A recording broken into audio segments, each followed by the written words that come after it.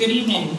My name is Margot McElwain-Nishimura, and I'm the Dean of Libraries at RISD. On behalf of my colleagues at Fleet Library, the library's division, and all of the officers across campus who helped make this multimedia, multi-layered, and most of all, multi-celebratory event happen, thank you for being here. To get us started, please help me welcome to the stage advocate, leader, poet, and president of RISD, Crystal Williams. So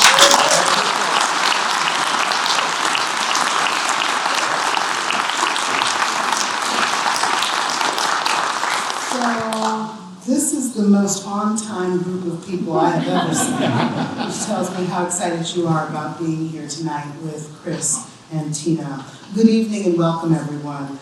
I am thrilled to celebrate the 40th anniversary of the groundbreaking film, Stop Making Sense, and to welcome back to Providence RISD alums and Talking Heads band members Tina Weymouth and Chris Frantz.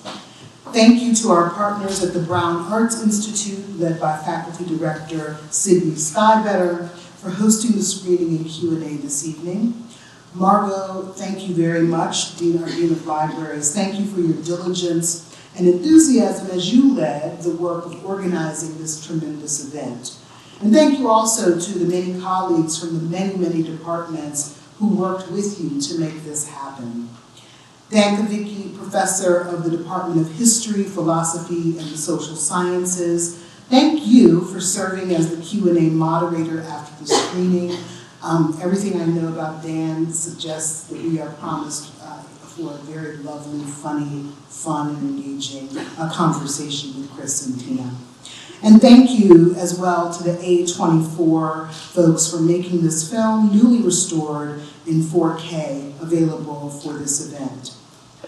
From the innovative use of audio and visual elements to the on-stage production, Stop Making Sense is considered one of the greatest concert films of all time. The performance, captured live over 3 nights at the Pantage Theater in Hollywood, features the core Talking Heads members, all of whom are honorary degree recipients. Alums Tina Weymouth, Chris Frantz, and David Byrne, and their bandmate Jerry Harrison. It's so wonderful to have Tina and Chris with us this evening. They're back there.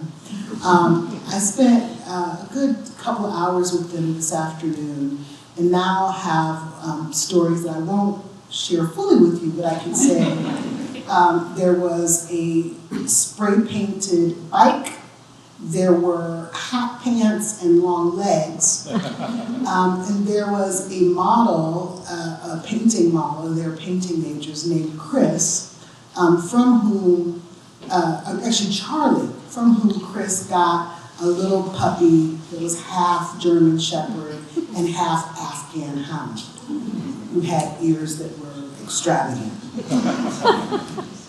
Released in 1984 and directed by renowned filmmaker Jonathan Demme, Stop Making Sense masterfully captures the energy and excitement of that theater show in ways that feel immersive and innovative. It is truly a milestone in the genre of concert film. The band's artistry is palpable, and the audience's response and enthusiasm speak volumes about the passion, skill, and creativity Talking Heads poured into their music. Just as an aside, I was privileged enough to have a couple of tickets for some folks and offered them. And one of the responses when I said, "Would you like to be a guest of mine?" the answer was, "Hell yeah!" Which is generally the response I get in some variation when talking about the Talking Heads. So though life has taken Tina and Chris to many places beyond the painting studio, they have maintained a deep connection to their alma mater, Rhode Island School of Design, and to our community, and we take great pride in witnessing how an art and design education has influenced their lives. And I also want to say what I said to them, and to all of you who are moving forward in your lives as artists and designers. Thank you for your work. Thank you for the impact. Thank you for your service in service of our common human project. Everyone, please enjoy this film and stay after for the Q&A with Tina, Chris, and Dan. Enjoy. I'm Andreas Nicholas. Hi, I'm Andrew Migliori. I'm Andrew Migliori. We're both class of 2013 alumni from Film Animation Video. Together, we're the co-chairs of the RISD Alumni Affinity Group for Film and TV. Our goal is to bring together and connect alumni in the entertainment industries across the world, and you can find out more about us on the alumni website.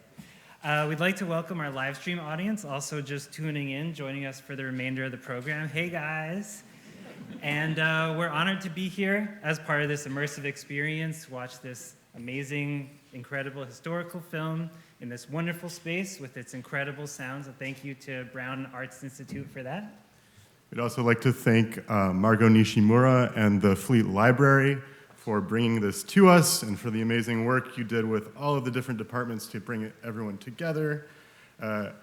We're incredibly excited to hear about the making of this landmark picture from two people who you saw on screen for the last 90 minutes. And we're excited to hear about the origins of the early RISD band, the Artistics, which eventually spun out into Talking Heads. Please join us in welcoming back to Providence Talking Heads and RISD class of 1974 alums. Are they coming? Yeah, go for it. Tina Weymouth.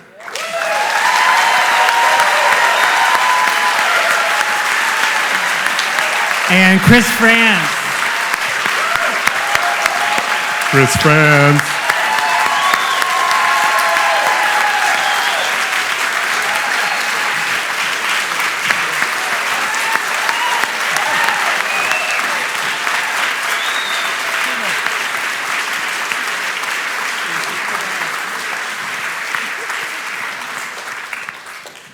Moderating this conversation is Daniel Cavicchi.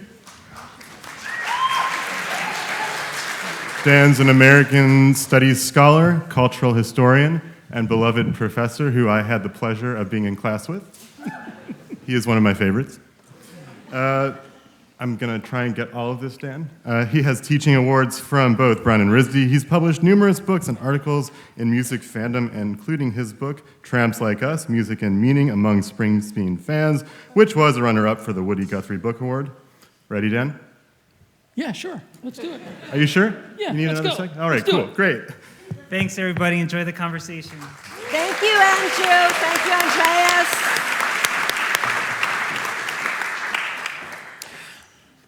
Hi, everybody. Thanks for being here tonight. This is really great. I want to start by just telling you a little bit about our two extraordinary guests, for those of you that don't know.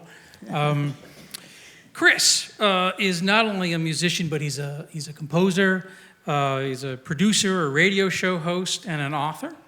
Tina is a musician, a songwriter, a record producer, and one of the most distinctive and celebrated bassists in rock and roll.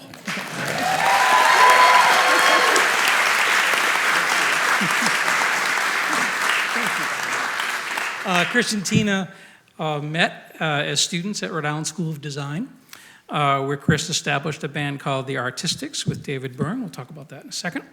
After moving to New York in 1974, Chris, Tina, and David formed a band called Talking Heads, which first gigged at CBGB in the Bowery and toured with the Ramones. Talking Heads later added guitar. Oh, yeah, the Ramones. The Ramones. Talking Heads later added guitarist and keyboardist Jerry Harrison, and of course they became one of the most popular and innovative bands in the world in the 1980s. But it all started here in Providence, which we'll talk about in a second. Talking Heads is only part of the story, though, of course. Chris and Tina, with family and friends, also formed Tom Tom Club in 1981. And with global hit songs like Wordy Rapping Hood and Genius of Love, created dance music that really bridged the worlds of disco, pop, and early hip-hop. As a producing team, they've also stewarded albums for Ziggy Marley and the Melody Makers, Happy Mondays, Angelfish, Los Fabulosos Cadillacs, and Alfra Haza. While continuing to make music and supporting emerging artists, each has garnered many honors for their musicianship and their songwriting and production, including honorary degrees from RISD, 2015, right? Yeah. Membership in the Rock and Roll Hall of Fame and Grammy Lifetime Achievement Awards. So please welcome them again.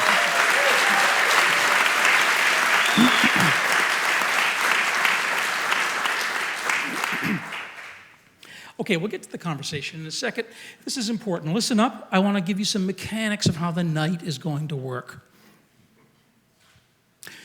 We're going to have a conversation. Okay? We'll make that brief, then we're going to open it up to you, the audience, for Q&A. Since this is being live streamed, it's really important that you use a microphone to speak. So when we do that Q&A, I'll point to you. You'll wait for the microphone, and then you can ask your question. In addition, we'll have some questions for those who are watching online. Where's that?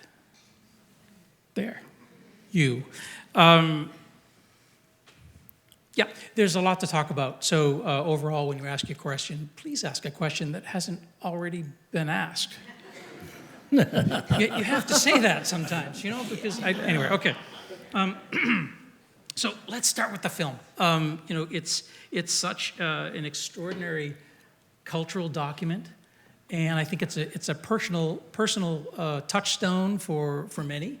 And with this re-release, this remaster of the film, I think it's introducing Talking Heads music to a whole new generation. Mm. And you even saw it tonight. There's this kind of joyful musical community that's created, right, whenever it's shown. And so my question is, did you know that any of this would happen? Like in 1983, what was the goal of doing this film? Go ahead. Well, it was a great concert. We were touring behind an album called Speaking in Tongues, and David he was very ambitious, and it was quite daunting. We had to, travel with buses and semis and everything that was not at all Talking Heads, little Talking Heads. And so, but every night it was a joyful, loving experience. We had such an amazing team. The band were amazing. It had taken since 1980 to get the right band. We toured with, different variations of the 8-piece, well, even a 9-piece at one point. Yeah. And of course, I was always waiting for Hank Staehler to come back and take my place, so that, I was waiting for him to graduate and come so I could leave. But in any case, there we were doing this tour, and every night we had this amazing relationship with our audience. And I can't tell you what any of the songs mean, but I can tell you that you can just feel the emotion. It's just full of love. And Jonathan Demme came to us, and he presented it as, wow, this should be filmed. And we had fallen in love with his film. We sort of came late to knowing who Jonathan Demme was. He'd worked with Roger Corman on those great classic B movies.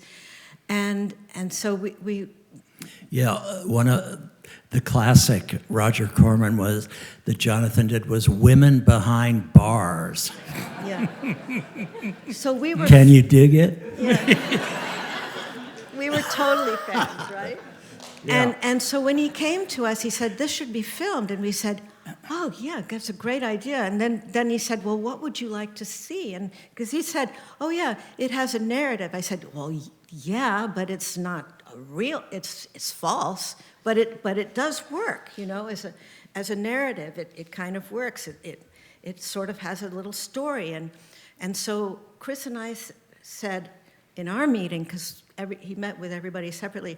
In our meeting, we said, well, what we would like to see is that the camera is like a really sensitive eye that doesn't interfere with your reaction to the concert. You know, we didn't want split screen. We didn't want you just focusing on fingering on the fretboards. We wanted to touch base. We had an amazing frontman, really riveting. But we wanted the the viewer to experience it the way our audiences were experiencing it, which was that everybody's lit, and that you see that each one is this amazing character, and that they're all interacting with each other. Mm-hmm. Mm-hmm. And so Jonathan put together an amazing team. We had Jordan Cronenweth as our cinematographer. So that was beautiful lighting. You know, yeah, the movie Jordan did before that was Blade Runner. Yeah. So when we heard, oh, you got the guy from Blade Runner, we said, okay, cool. And then Jonathan was working on another film, so he sent out the person who gets the credit as creative designer. She should really get a credit as a co-director, because Sandy McLeod toured with us. She remained with us for a couple of months, and she just filled notebooks with notes of each song, what each person was doing, so that the camera shots could all be plotted out in advance. Oh, wow. Okay. And this was very important. And also then Jonathan also had this other great team person, which was the editor, Lisa Day. And of course they were working in whose studio was it that had the 40? Hal Ashby. Mm-hmm. Hal Ashby had made this movie, Ladies and Gentlemen, the Rolling Stones, mm-hmm. and he had set up a new way of editing a live concert where you have multiple cameras and you can watch them all at once, and you can say, oh, this shot is better than that shot. He allowed us to use that, I think, for a fee, and Lisa Day mm-hmm. used that system, and she did a great job. It worked great, yeah. Mm-hmm. Mm-hmm. It's very loving, and you'll see, because it was filmed over. Well, actually, we did 4 nights, but only 3. One was a complete flop. In terms of figuring things out, and then we had to say, oh, because we would have aisles, we'd take out seats, we'd have there was what do you call it, a rail on which the camera moves. Tracks. Yeah. You film people should know this and tell me. But it was on one side, then it was on the center, and then it was on the other side. And we figured, and then the first night they had lights on the audience, so the audience just was, they all felt like insects, pinned under a microscope. Yeah. And so we said, well, these are the things that we know to avoid now, and let's be really cautious. We had 2 cranes, and I think 6 cameras, and so everything was covered, but over a period of 3 nights, and it's also your clothes do change, so yeah. Well, we changed. We did 2 sets. Yeah, and so that's when he's actually saying we'll be back in 15 minutes, but instead he says, anybody have any questions? But it doesn't sync up exactly because it is over 3 nights. But Chris is very consistent. We didn't work to a click. Is that correct? No, we didn't work to a click track. I had a count off, a tempo for each song pre-recorded, and I listened to that so that I would at least be starting off at the same tempo every night. Yeah, that's great. And it worked. And it works, exactly. Yeah. He's very consistent, so it worked very well. Well, that leads into another question I had just about the groove of that band. It's incredibly cohesive, and you have, I don't know, what is it, 9 different musicians, 10 different? 8, okay. And it's extraordinary, the level of rhythmic complexity the band achieves without falling apart. And so the question is, how do you get there? Is it just practice? Is Well, it just, yes, you know? a lot of rehearsal and, playing in front of people, finding the feedback that we got from audiences, knowing what people liked. Yeah. You might be right. We had 9. We had an extra singer. 9 was when we had Well, first, Busta. but then wait. what with Lynn Mabry when she? Well, anyway, More than 4. Yeah. we rehearsed. definitely. We rehearsed for I think 3 weeks on this pier, abandoned pier in New York City, which is now a very fashionable photo studio, where they do a lot of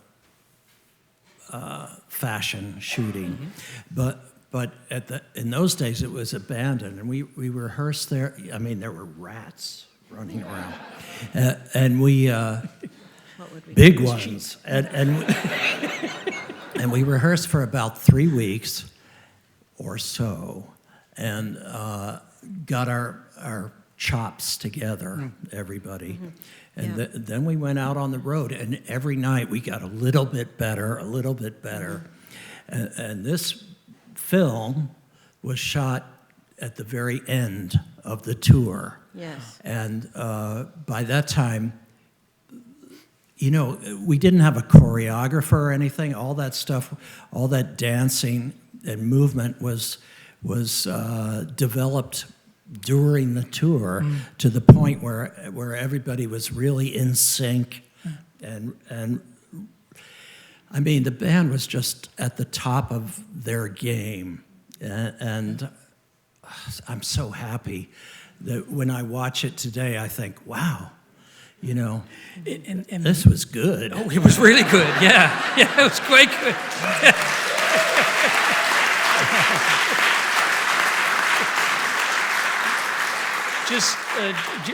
Just quickly, the musicians that you brought in for that tour, Steve Scales and Alex Weir and so on. Yes.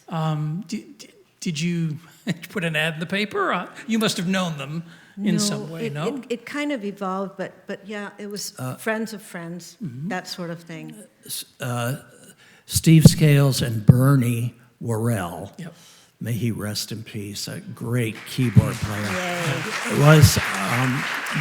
They'd been working with us already for 4 years. Well, 3 plus years, and we added Alex Weir for that tour. Alex came to us via Quincy Jones.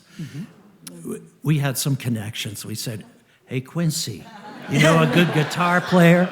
And he said, "Yes, Alex Weir. He's the cousin of the Brothers Johnson, and he works with the Brothers Johnson, and he's hot." So we said, "Okay," and Alex actually played on the record "Stop Making Sense." That was his audition, and he passed the audition. It's great. And Lynn Mabry Yeah, I was going to say Lynn and Edna. Edna Holt. Lynn was one of the brides of Funkenstein from George Clinton, and Edna had been with she was a New York session singer, but she had also worked on some great disco records by a band called the Ritchie Family. And you might not remember them, but there was a time when they were very hot. And she was a delightful person, as was Lynn, and they just fit right in. Oh, it's fantastic. Okay, all right. Just switching gears a little bit. I mean, you're here in the RISD Brown community, and so I wanted to talk a little bit about where you both started making music together. And Chris, I'll start with you, since you formed this band at RISD called the Artistics. Yes. Right? And I was wondering if you could just tell us a little bit about the music scene in Providence at the time, and also what compelled you to form a band. I mean, you were a painting major. Why weren't you painting? I was a painting major, and I loved painting and drawing. I truly did. but I also had this thing. I played the drums since I was 12, and so when I was 13, the Beatles came out, and you remember that, right? And they're pretty good, yeah. The Beatles. I think everybody I knew wanted to be one of the Beatles, or in a band like the Beatles, and so this is in your head, like, yes, I love painting, but there's this thing, rock and roll, and music and art really go hand in hand. They're the same thing, really. It's just a different medium. So while I was here at RISD, the first year I didn't have my drums, a freshman foundation.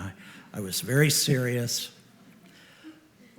They don't give you a lot of time either, so. No, that's true. Yeah. I mean, But I was really missing playing the drums. And so I remember one day I called up my dad in Pittsburgh and I said, Dad, you think you could bring my drums up to Providence? And you know what he said? He said, sure. I'll be up on the weekend. So he brought my drums up and I set them up in my apartment on Benefit Street. And I started banging away. And I didn't get too many complaints, a few, from the neighbors. My apartment was right upstairs from Joe's sandwich shop. Which is now what? it became Jeff's, and now it's Den Den. Yes, yes. That building, I was on the third floor. And I actually had, before the Artistics, I was in a band called the Brotherhood, which is a soul band. And Was that at RISD? At RISD. Yeah, okay. The leader of that band was a guy named Juan Evertese, who was a RISD student, and he played the trumpet. And it was a serious soul band. But that band did one gig in the RISD Refectory. I think I forget what the occasion was, but we had one show at the RISD Refectory, and then for some reason the band broke up. I never found out why. But that's when I said, I'm going to start another band, because I had this idea that, well, not just at RISD, but the entire United States of America could use a rock and roll band that was a little bit off kilter, a little bit weird, and a little bit unusual. And so, having met David Byrne, I met David Byrne in Tina's, well, actually I met him like the day before, but a mutual friend, a guy by the name of Mark Kehoe, Mark said, I'm making a film, Chris, and it's about my girlfriend getting run over by a car. And I wonder if you could provide some music. And I said, well, sure. And he said, oh, and I've got this friend who plays guitar. Do you mind if I bring him along? And I said, no. And so I said, meet me at Tina's apartment, which was at the corner of Hope and Benevolent. Meet me there, and we'll do this. That's where my drums are. So, so Mark comes in, this other guy comes in, Mark says, Chris, this is David Byrne. I said, cool. And he set up the Nagra, and he said, play something that just is really cacophonous and crescendos and then fades out. 30 seconds. And I said, okay, I can do that. And we did that. I think we got it the first take. Mark had his Nagra, which he got from the film school at RISD, and he recorded it. By the way, he can't remember this at all. Mark can't. It's kind bizarre. kind of hilarious. But that's where I first played with David Byrne. Yeah. And I said, after I liked what he was doing, and I said, hey, David, I have this idea to start a band here at RISD, you know, just to entertain our friends. And he said, okay. I said, would you like to join? He said, yeah, I guess so.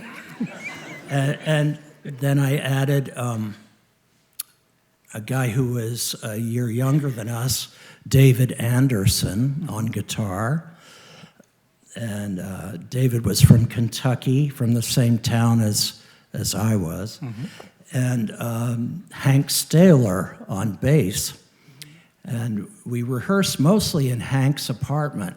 Mm-hmm. He had a rabbit running around the apartment. It was really great. And we only played a few shows. The most famous one is the Valentine's Day Ball in the bank building at RISD. Mm-hmm. And it was so great. Yeah. In my memory, anyway. No, Andre Leon Talley actually reviewed it. He Yes, came down from Brown and reviewed it. Yes. Took pictures. Yes. Andre thought it was great.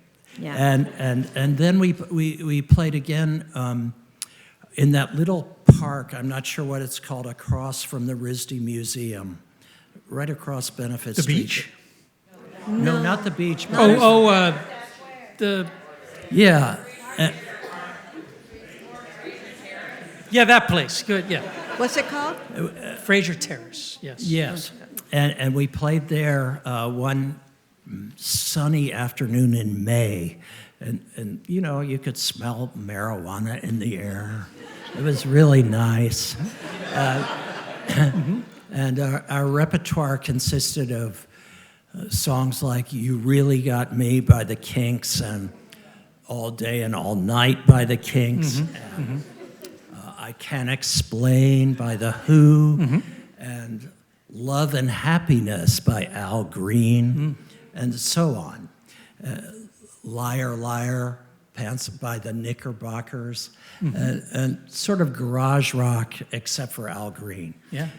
And the audience, the kids, our friends, seemed to like it. So David and I were encouraged to continue. To keep going. Now, Tina, let me turn to you. How did you get involved in all this? Oh, well, that's a long story. It took me a while to get involved, but you know, I was moving to New York, and so while Chris was off making money in Pittsburgh, painting murals in a hospital, I was doing other odd jobs and errands, and I kept trying to tell David Byrne, you know, because he was getting ready to go to New York. I kept saying, don't forget, Chris wants to be that, you know, keep the band together. Mm-hmm. David was just, and you know, David was not at RISD anymore. You know, he had dropped out after his freshman year, and he'd followed his friends down to Baltimore, but he came back, and so we didn't know if it was going to work out or not. I mean. But Chris got a loft, he found a loft, and it had to be a loft where I could paint and they could make music. And it was an industrial loft. There was no toilet. The toilet was in the hall, shared with all the other workers in the building. Well, you know, there was a blacksmith under, roof on top where they kept dogs, wild dogs and chickens. We'll need to talk about that another time. It was, we had no heat after 5, but thank goodness for the blacksmith, because the concrete floor would heat up and we would have a little residual heat until late at night. And Young then people, are you listening to this? You need a hunger. A hunger. Go ahead, yes. And then CBGB was only 3.5 blocks away. Uh-huh. Now it's a posh neighborhood. Yeah. But back then it was very decrepit, and just sort of catty corner. We were on Christie Street and catty corner on Bowery it was Blondie. And so we went to see Patti Smith and the Ramones and television, and we said, oh, it's really happening. And it was a painter from here. I think, I always, Jamie Dalglish, abstract expressionist painter, he was older than us, and he had been one of the founding people of the RISD Film School, because he said, we have to have a film school here. And so he had moved down there and was on Bond Street, right across the street from CBGB on the Bowery.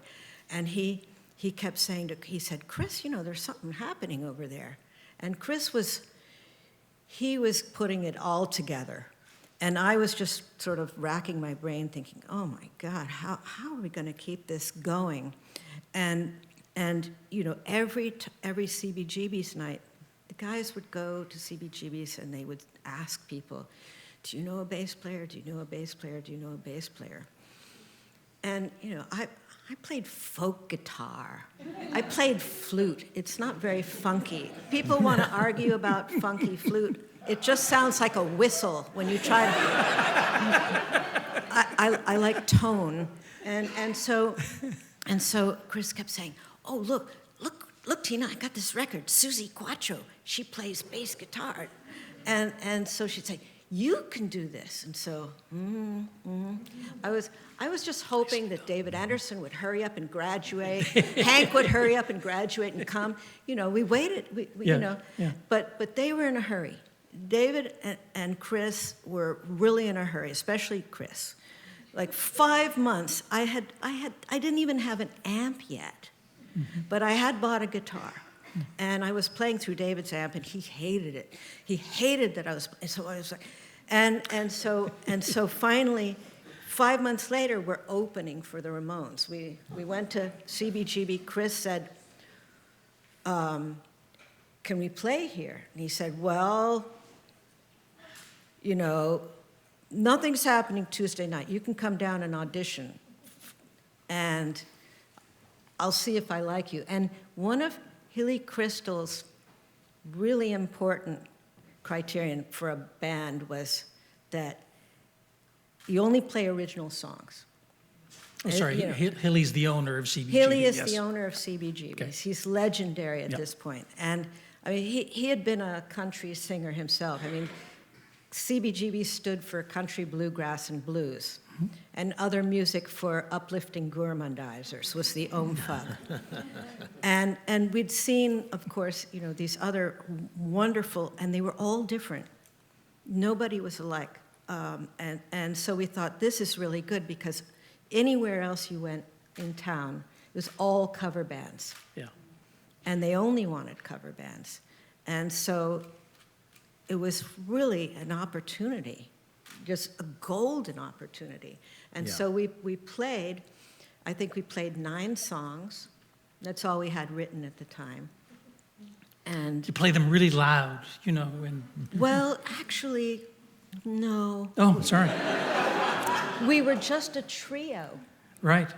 We were just 3-piece, and David, he'd alternate between. He had just he still had his Fender student guitar, which is a 3/4 neck. It's not a really important instrument, and it was still covered in leopard skin plastic contact paper from the artistic days. But I think David said, "Ooh, leopard skin, that's cool." yeah. Well, David was very prototypical punk, but once we got and saw the Ramones, I mean, I was like, forget it. We're not going to do the leather thing, because it was being done. Yeah, right. Very well. and so we had to think about, well, what do we not want to do? Yeah. And so that's where how we it- took off how it from. got going. Yes, that's how we. Oh, That's how and we the wrote. rest is history in a way, right? I mean, In a it's- way, Yeah, yeah. okay. It's time to turn to the audience. I don't mean to cut you No, off. no, not at all. Because, who has a question? Raise your hand if you have a question, and we have mic runners, and they will come to you. You, sir, were the first hand that I saw up there in the back. So hold on.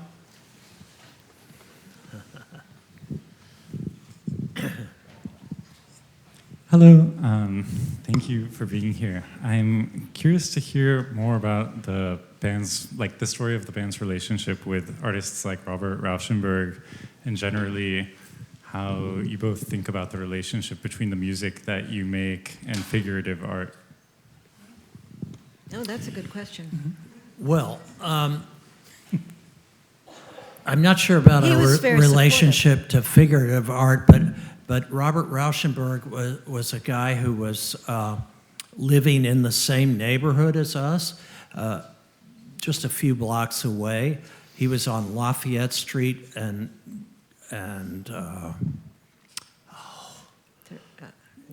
anyway, Lafayette Street. Nearby.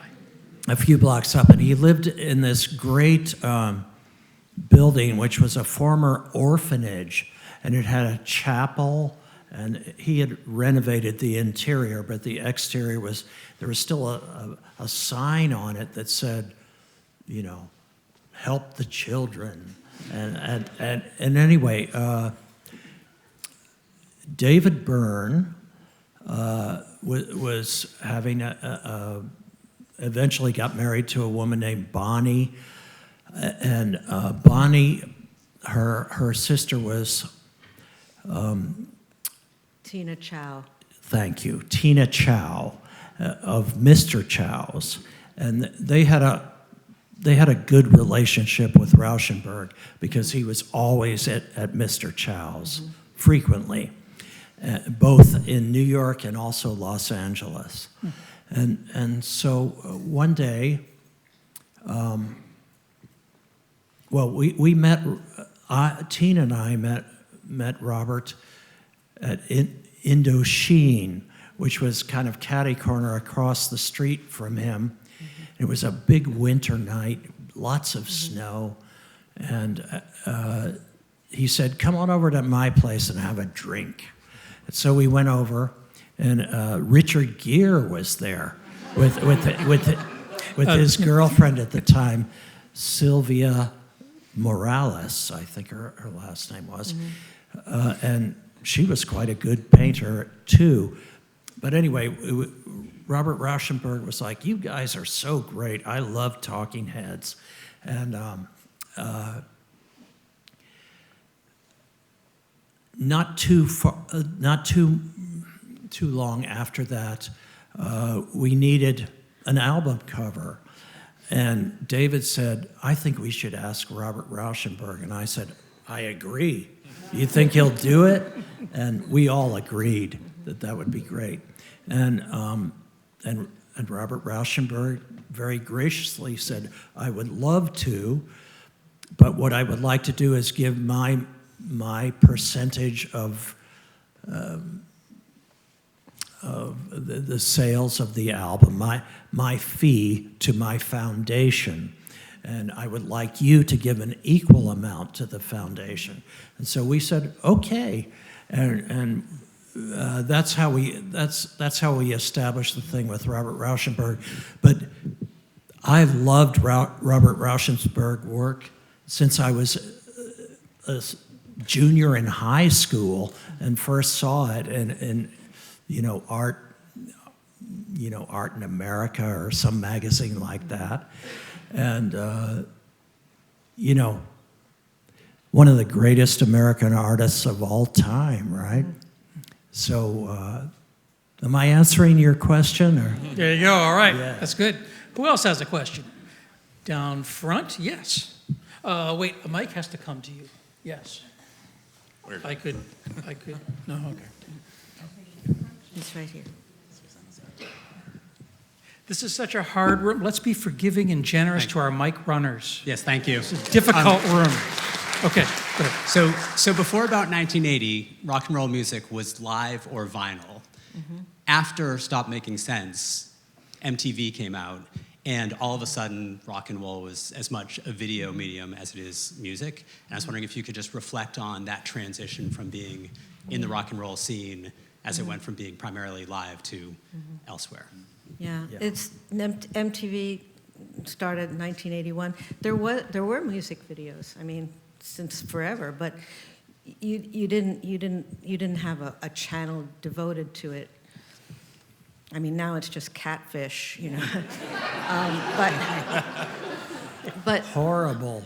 but we, you know, it was obvious that our songs were so perfect for, you know, for visual artists to make little short films to, because they didn't have a story, a narrative, you know, you didn't have to stick to something.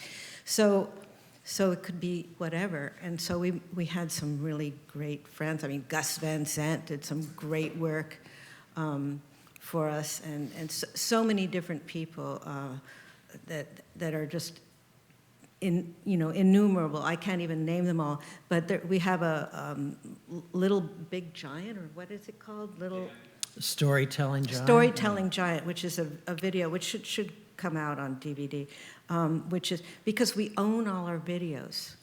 We made a decision early on, thanks to our manager, to always own our own work, and including the film. I mean, that was one of the reasons it was so daunting, was because it was going to be so expensive, and we just weren't going to make any money.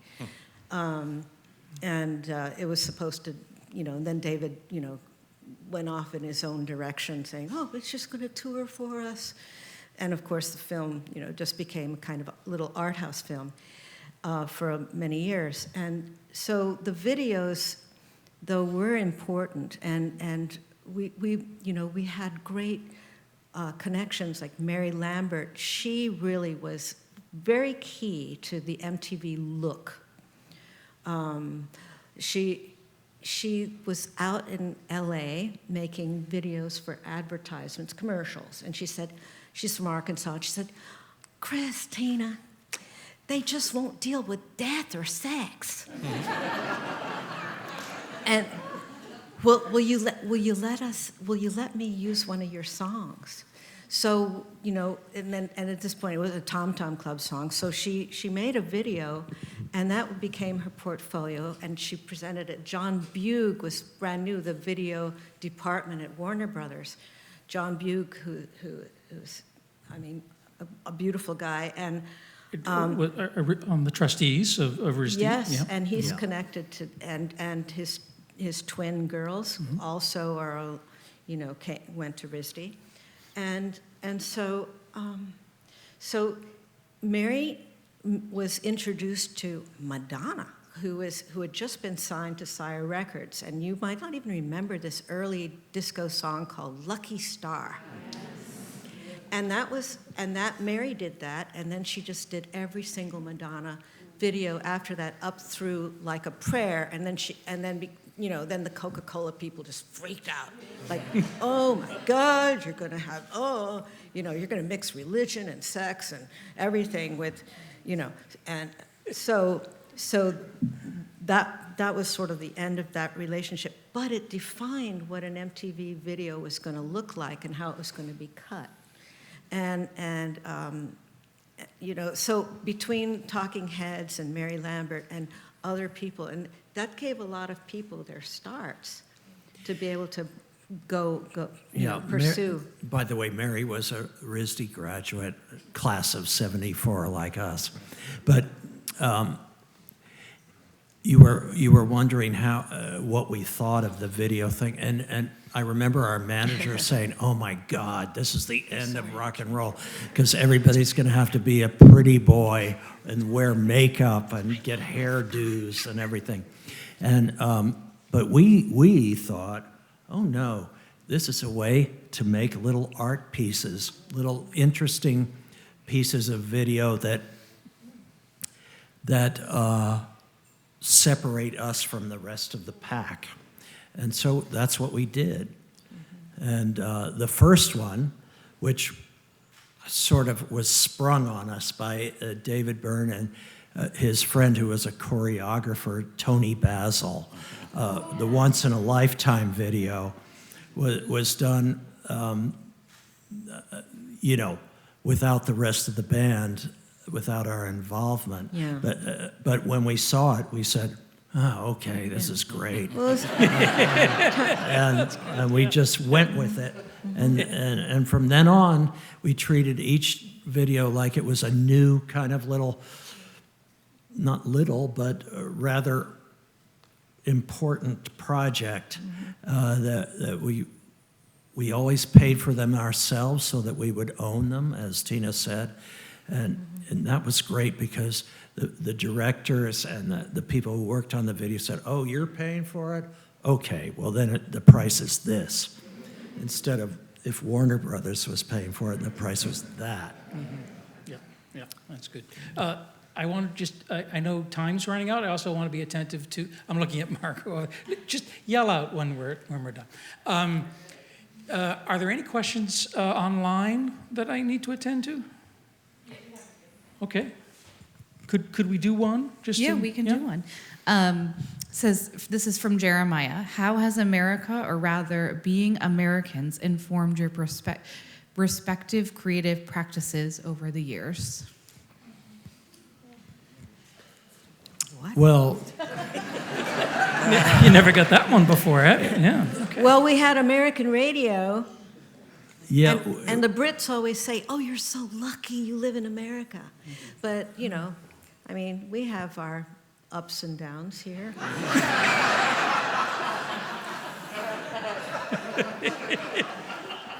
But Chris and I did, you know, last year we did a little tour of the Delta Blues. And we went to Memphis, Tennessee, and we visited all the studios there. And we also went to Clarksdale, which has an amazing museum, the earliest Delta Blues museum established in America. And it's quite a little heritage tour. We went to visit Robert Johnson's, we think, where he was buried. I mean, it's approximate. We saw where Emmett Till was killed.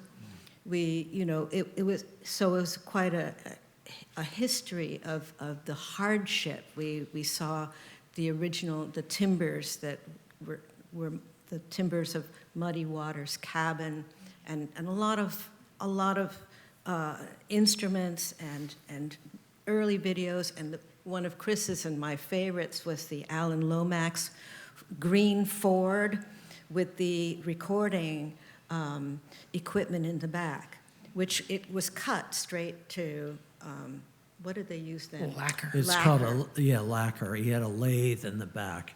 It was direct to the record, no tape, Yeah. no digital. And you'd sing and play directly into what was also the speaker, that horn. Yes. So we highly recommend that. That's a very important part of our heritage. It's as important as Winslow Homer is to watercolor. It's an American art. We also have jazz, which was created, at the end of the 19th century by kids, trying to earn rent money in New Orleans. The band, the Razzie Tazzie Jazzmatazz Band, we were all, 12, 14 with rub boards and broomsticks and wash basins and, for instruments. And we also saw a lot of the kinds of instruments that they used. And we also did other things. We went to Tulsa, Oklahoma, and I recommend all of this. We went to Tulsa, Oklahoma. This is the only cultural center in Oklahoma. And they have the Woody Guthrie Center and the Bob Dylan Center right side by side. Extraordinary archives and really beautifully done. I mean, they spared no expense to give you the incredible experience of America, to understand where this land is your land, this land is my land. That's my national anthem. And so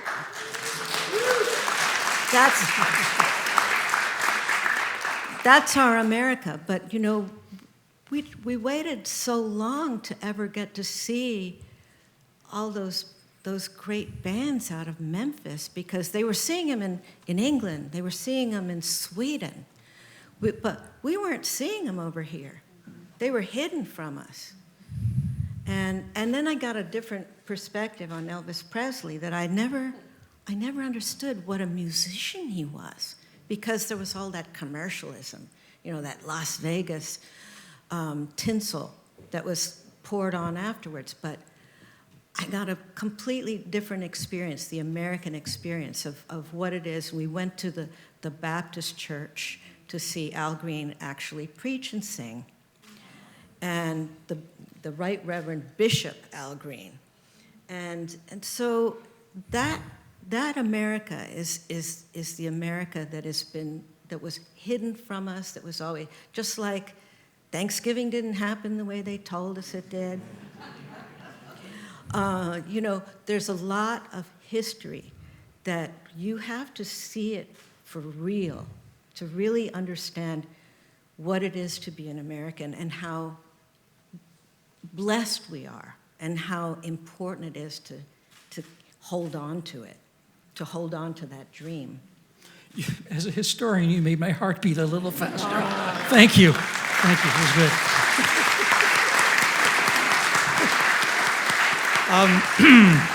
We are, I'm afraid, about time, and so I just want to ask one last question.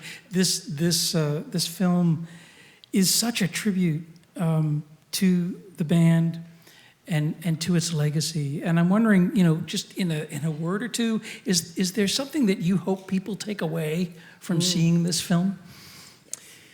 Yes, I hope people understand the amount of joy the band was experiencing on stage there.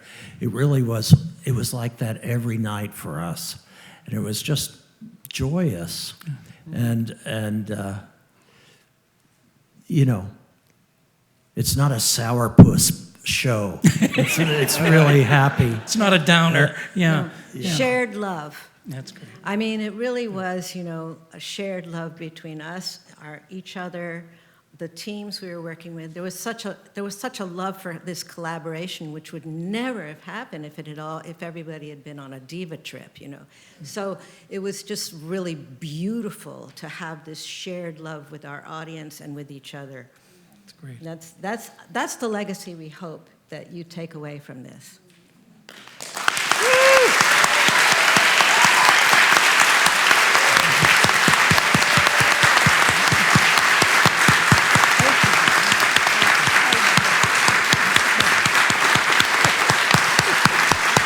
Okay. Thank you. Thank you so much for joining us tonight. Dan. Welcome home. And thank you to everyone who came and for your questions. Have a great night. Thank you.